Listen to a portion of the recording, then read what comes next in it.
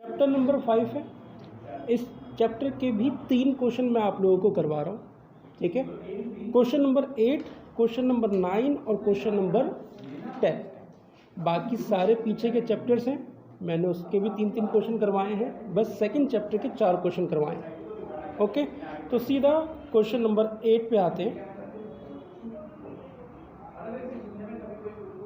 Question number 8, ध्यान समझना, तीनों क्वेश्चन बड़े बड़े हैं और इस चैप्टर में अगर मैं कहूँ तो मोस्ट इम्पॉर्टेंट ये 3 क्वेश्चंस हैं। जिसको हर चैप्टर से 3 क्वेश्चन कम लग रहा हो तो प्लीज़ वो मेरी बात बिल्कुल ना सुने। अभी भी मैं कह रहा हूँ, मैं नहीं चाहता कि कोई मेरे को ये कहे कि आपके बताए हुए 3 क्वेश्चन नहीं आए। इन 3 क्वेश्चन के अलावा वो और भी क्वेश्चंस याद कर सकता है, लेकिन ये 3 क्वेश्चन याद करने के बाद ही तुम लोग आगे बढ़ना किसी चैप्टर के अंदर बढ़ते हो तो क्वेश्चन नंबर 8 है, तीसरी दुनिया के देशों और विकसित देशों के सामने मौजूद खतरों को बताओ। तीसरी दुनिया के देशों, राजवीर किसे कहेंगे तीसरी दुनिया के देशों को? तीसरी दुनिया के देशों, जो अमेरिका और उसके बाद स्वतंत्र प्राप्त हो चुका था। उसके बाद दूसरा शोषण के बाद भारत ने जो अपनाई थी, उसके बाद 2 थे। यहाँ पर अगर तीसरी दुनिया की बात की जा रही है, देखो यही चीज़ तो है, कॉन्सेप्ट समझने वाली अगर बात की जाए। सीट्यूब चल रहा था तो पहली दुनिया अमेरिका को कहा जा रहा था, पूंजीवादी व्यवस्था को, ठीक है। दूसरी दुनिया यूएसएसआर को कहा जा रहा था, और तीसरी दुनिया यानी कि विश्व के अंदर अल्प विकसित देशों को क्या कहा जा रहा है? तीसरी दुनिया। तो क्वेश्चन वही कह रहा है कि तीसरी दुनिया के देशों और विकसित देशों के सामने, जो विकसित है के सामने मौजूद खतरों को बताओ। क्या ऐसे खतरे हैं? एक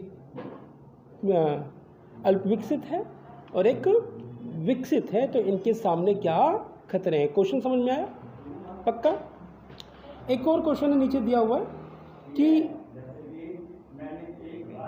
खतरे के नए सूत्र कौन से हैं। ये मतलब कि ये थोड़ा लंबा चलेगा क्योंकि एक एक वर्ड समझाऊंगा, तो ध्यान से कोई भी वर्ड समझ में ना आए तो पूछ लेना कि खतरे के नए सूत्र कौन कौन से हैं। आज के टाइम में कौन कौन से नए खतरे हैं विकासशील देशों के सामने, या तीसरी दुनिया के सामने देशों के सामने, और विकसित देशों के सामने। पॉइंट नंबर 1, आतंकवाद। क्या? आतंकवाद। कह रहा है कि आतंकवाद का अर्थ, जो ज़्यादा टफ पैराग्राफ होगा, पॉइंट होगा, तो उसको अच्छे से समझाऊंगा, और जो इजीली होगा तो मैं उसको आगे बढ़ जाऊंगा, ठीक है। पेंसिल, ये लो पेंसिल। कह रहा है कि आतंकवाद का अर्थ राजनीतिक खून खराबे से है। आतंकवाद का अर्थ राजनीतिक खून खराबे से है, बिल्कुल सही बात है। अंतर्राष्ट्रीय आतंकवाद एक से ज़्यादा देशों में फैल गया है। आतंकवाद हम देख रहे हैं ना, आतंकवाद के अनेक उदाहरण हैं। जैसे एक बड़ा उदाहरण सामने है कि हमारे 11 सितंबर 2001 को अमेरिका के वर्ल्ड ट्रेड सेंटर पर हमला हुआ। इस पॉइंट को भी याद रखना कि 1 मार्क्स के अंदर पूछा जा सकता है कि 9/11 क्या था। वर्ल्ड ट्रेड सेंटर, ठीक है, 2 जुड़वा इमारतों को ताश के पत्तों की तरह आतंकवादियों ने गिरा दिया था, और ओसामा बिन लादेन इस घटना के पीछे थे। Osama bin Laden. तो ये आतंकवाद, और आतंकवाद से हर देश जूझ रहा है आज के टाइम में, चाहे वो विकसित हो या विकसित देश हो। देखो अमेरिका जैसी कंट्री जो विश्व के अंदर नंबर 1 की कगार पर है, वो भी आतंकवाद का मार झेल रही है। Point number 1। पॉइंट नंबर 2, मानवाधिकार। कह रहा है कि मानवाधिकार 10 दिसंबर को लागू हुआ। इसको 3 श्रेणियों में बांटा गया। नंबर पॉइंट ए, राजनीतिक अधिकार जिसमें अभिव्यक्ति और सभा करने की आज़ादी का वर्णन है। राजनीतिक अधिकार जिसमें अभिव्यक्ति और सभा करने की आज़ादी का वर्णन है। पॉइंट 2, आर्थिक और सामाजिक अधिकार। और पॉइंट सी, मूल वासियों के अधिकार। ये मानवाधिकार को देखते हुए इन 3 पॉइंटों को जोड़ा गया है। नीचे कह रहा है कि अनेक घटनाओं से पता लगता है कि मानवाधिकार का हनन हो रहा है। विभिन्न देशों के अंदर मानवाधिकार का क्या हो रहा है? हनन हो रहा है। 1990 में तो ये 3 ABC मूल अवधारणाएं अगर देखा जाए 3 पॉइंट, तो ये कह रहा है इन तीनों पॉइंटों के बारे में कि अनेक घटनाओं से पता लगता है कि मानवाधिकार का हनन हो रहा है। और 1990 में इसका एग्जाम्पल दे दिया गया कि 1990 में कुवैत पर इराक का हमला, इराक ने मात्र कितने घंटे में कब्जा कर लिया था कुवैत पर? 6 घंटे पे। ठीक है। पूर्वी तैमूर में इंडोनेशिया सेना का रक्तपात आदि, यानी कि इस प्रकार से जब लड़ाई होती है, 2 देशों के बीच में होती है, चाहे रंजिश कुछ भी हो, तो उसमें निर्दोष व्यक्ति मारे जाते हैं या नहीं मारे जाते। अभी हाल फिलहाल में रूस और यूक्रेन और इजराइल का आप लोग देख ही रहे हो, निर्दोष व्यक्ति मारे जा रहे हैं कि नहीं मारे जा रहे हैं। तो ये भी एक समस्या है, ये भी एक समस्या है। पॉइंट नंबर 3, जनसंख्या, ये भी एक बहुत बड़ी समस्या है विकसित देश के सामने और विकासशील देश के सामने, यानी कि तीसरी दुनिया के देशों के सामने। कह रहा है कि दुनिया की कुल जनसंख्या लगभग 797 करोड़ है और विश्व की आबादी का 50% भाग इन 6 देशों में रहता है। देख लो जी, भारत, चीन, पाकिस्तान, नाइजीरिया, बांग्लादेश और इंडोनेशिया, ऐसा अनुमान है। 50% तो सिर्फ इन 6 कंट्रीज़ में रहता है। ठीक है। और विश्व के अंदर अगर हम टोटल कंट्रीज़ की बात की जाए तो गूगल बाबा बताते हैं 195 या 7 इस तरीके से। 195 मैंने सर्च किया था, अब कुछ आगे देखते हैं। अब जो एक हमारी स्टूडेंट हैं डिंकी, उनका ये डाउट था उत्तरी गोलार्ध और दक्षिणी गोलार्ध, यानी कि नॉर्थ साउथ। ठीक है। तो क्या उत्तरी दक्षिणी समाजवाद, क्या उत्तरी गोलार्ध के देश अमीर हैं, जबकि दक्षिणी गोलार्ध में असमानता बहुत अधिक है, यानी कि यहाँ पे अमीर देश भी हैं और विकासशील देश भी हैं, मिला जुला स्वरूप है, यानी कि पूरी पृथ्वी की बात कर रहा है, उसमें नॉर्थ और साउथ की बात कर रहा है। ठीक है। दक्षिणी गोलार्ध के देशों में गरीबी के कारण लोग उत्तरी गोलार्ध की ओर जा रहे हैं। अब गांव नगर में जो लोग रहते हैं वो कमाने के लिए जा रहे होते हैं ना, बाहर शहरों में मूव ऑन हो रहे होते हैं ना, तो उसी तरीके से दक्षिणी गोलार्ध के जो लोग हैं वो तंग आकर उत्तरी गोलार्ध की तरफ बढ़ रहे हैं। तो ये भी एक बहुत बड़ी समस्या है। पॉइंट नंबर 5, शरणार्थियों की समस्या। शरणार्थियों की समस्या तो और बड़ी है। तुमने पीछे पढ़ा था ना, 1.5 से 2 करोड़ बांग्लादेशी भारत के ऊपर अनावश्यक बोझ हैं, अनावश्यक बोझ है अगर देखा जाए तो पॉइंट नंबर 5 कह रहा है कि जब एक देश के भीतर ही लोग एक स्थान से दूसरे स्थान पर शरण लेने के लिए जाते हैं तो उन्हें आंतरिक रूप से विस्थापित जन कहा जाता है। आंतरिक रूप में विस्थापित होते हैं। उदाहरण के लिए 1990 के दशक में कश्मीर पंडित आतंकवाद के कारण भारत के अलग अलग राज्यों में आए।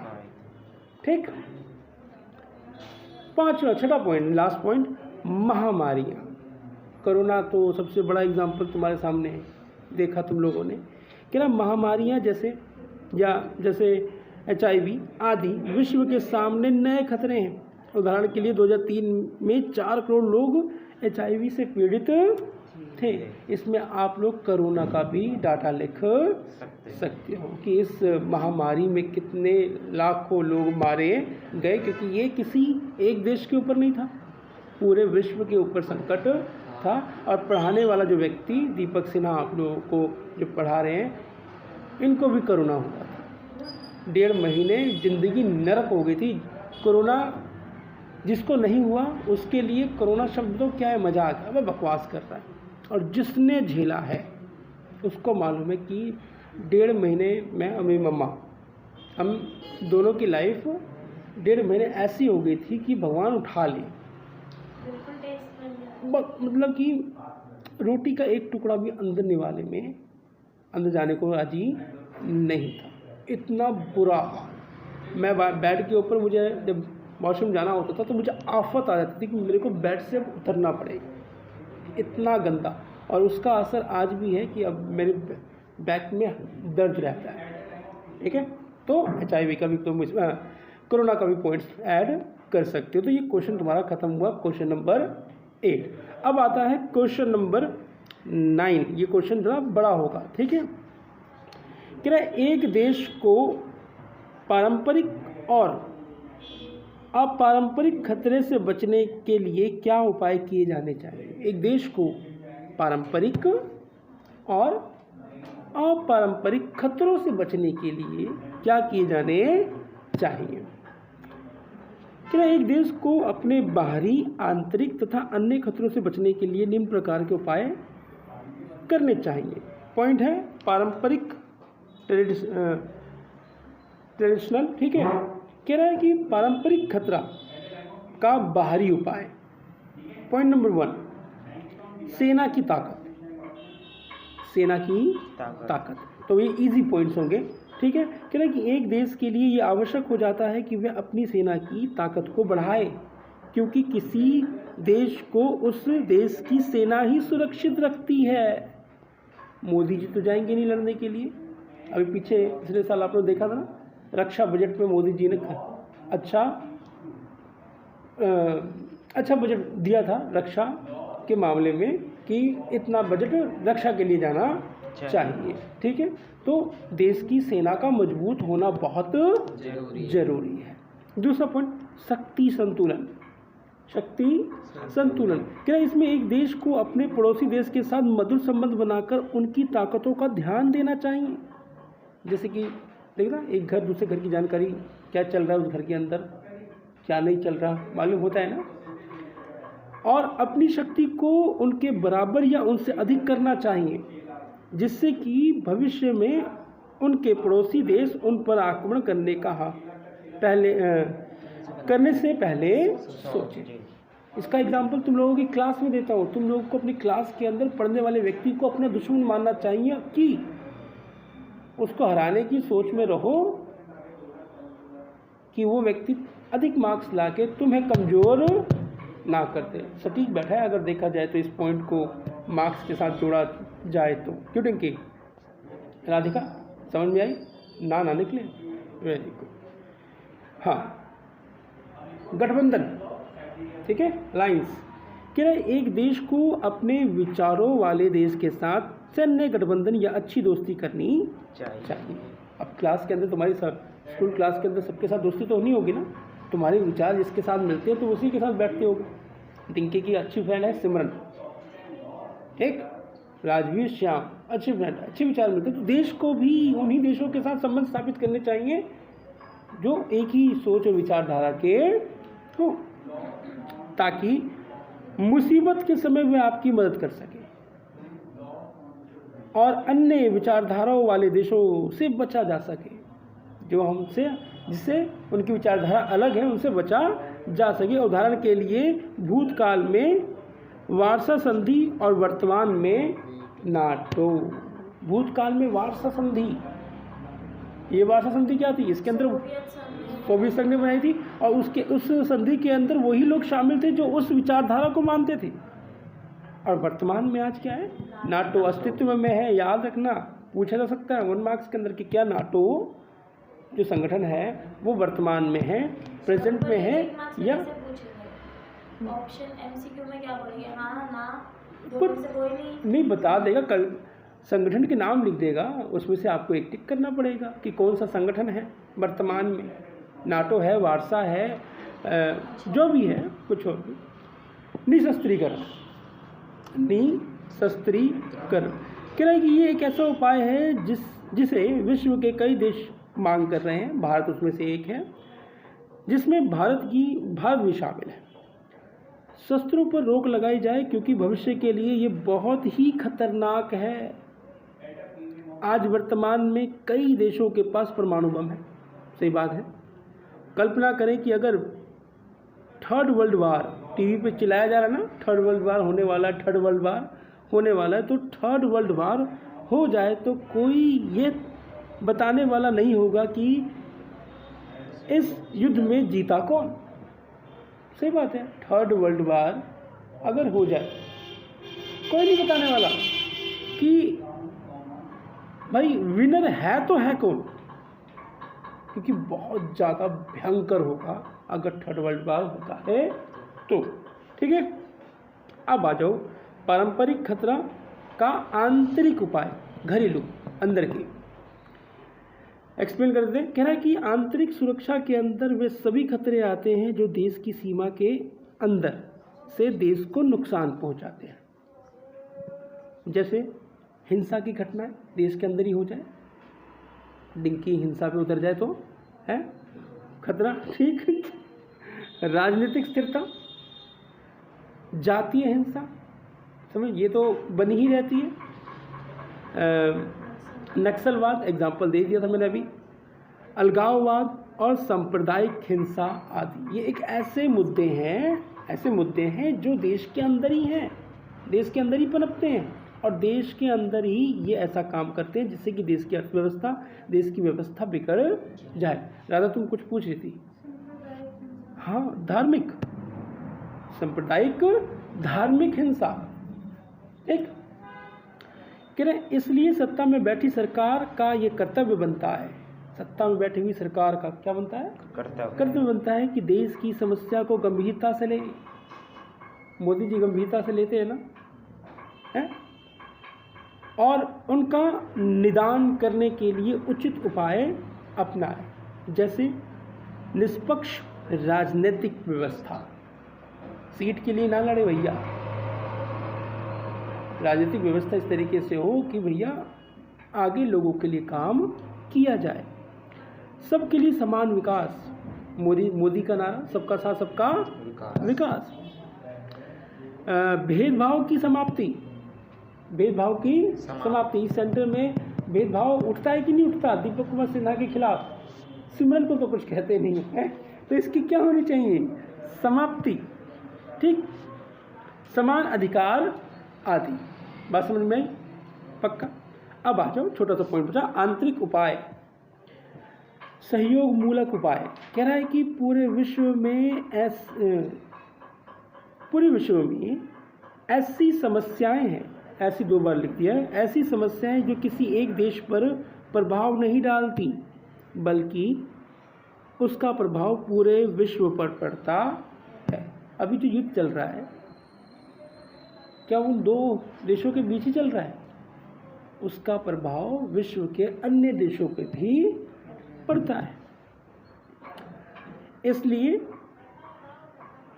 इसके उपाय के लिए सहयोग मूलक को अपनाया जाता है, यानी विश्व स्तर के खतरों से निपटने के लिए सभी देशों को मिलकर एक साथ काम करना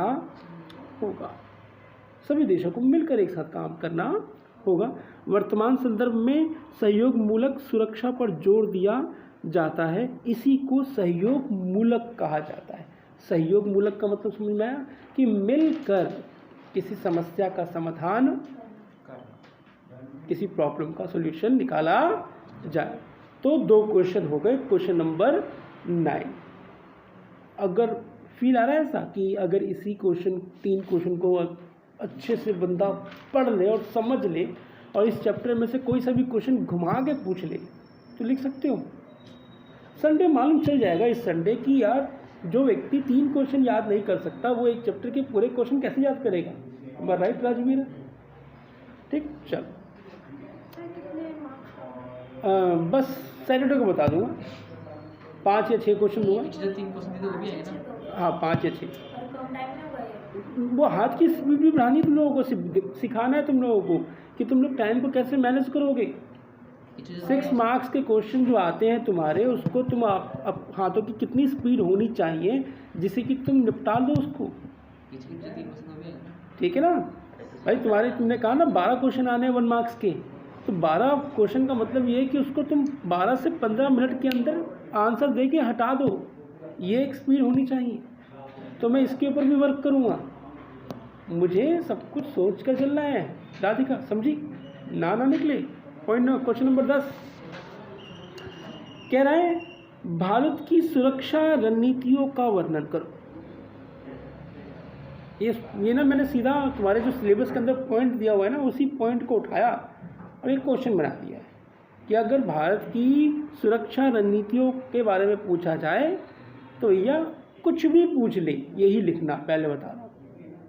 आंसर: भारत को पारंपरिक एवं अपारंपरिक खतरों का सामना करना पड़ता है। बिल्कुल सही बात है, बाहरी और आंतरिक दोनों का सामना करना पड़ता है। ये खतरे सीमा के अंदर से भी उभरते हैं और बाहर से भी उधर उभरते हैं। ठीक है, भारत की सुरक्षा नीति के 4 प्रमुख घटक हैं। पहला, ध्यान दीजिएगा राधिका, सैन्य क्षमता को मजबूत करना जरूरी है।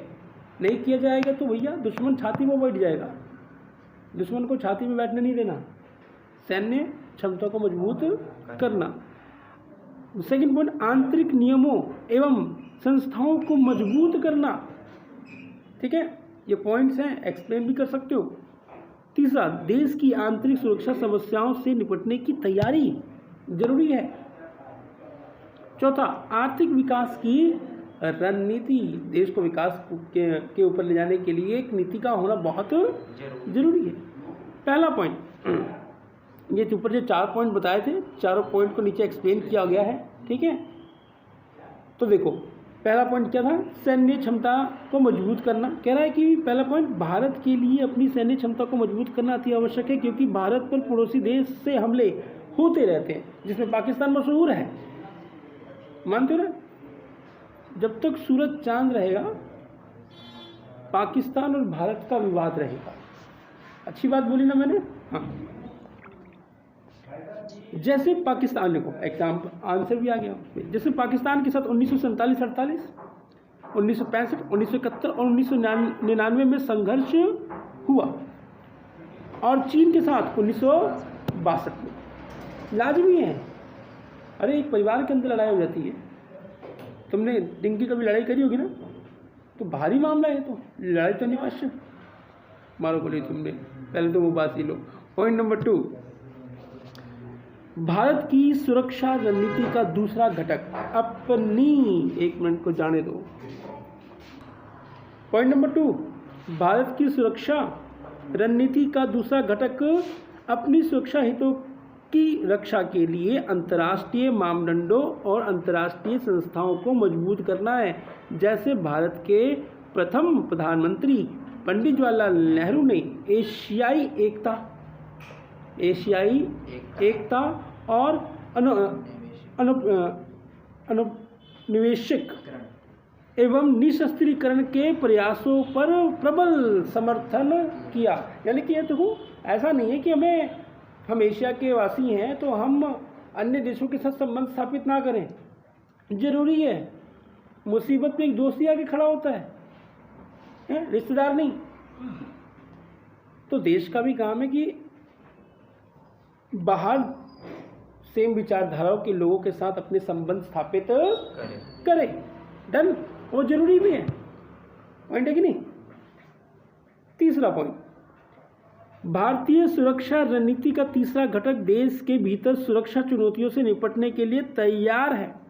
इसके लिए भारत ने राष्ट्रीय एकता को बनाए रखने के लिए लोकतांत्रिक राजनीतिक व्यवस्था का पालन किया है कि भैया देश के अंदर किसी प्रकार का कोई विवाद ना हो, और लोकतांत्रिक कोष की बात अगर की जाए तो एक अच्छा देश वही माना जाता है जो लोकतांत्रिक व्यवस्था के साथ चल रहा हो। ठीक है, लोकतांत्रिक व्यवस्था के साथ चल रहा हो। कहाँ गया पॉइंट, वो भूल गया। हाँ, आगे। ये व्यवस्था विभिन्न समुदाय एवं जन समूहों को अपनी शिकायतों को खुलकर रखने तथा सत्ता में भागीदारी करने का अवसर प्रदान करती है। देख लो, ये व्यवस्था, लोकतांत्रिक व्यवस्था देश के अंदर लोगों को खुलकर अपने विचार रखने के साथ अवसर प्रदान करती है।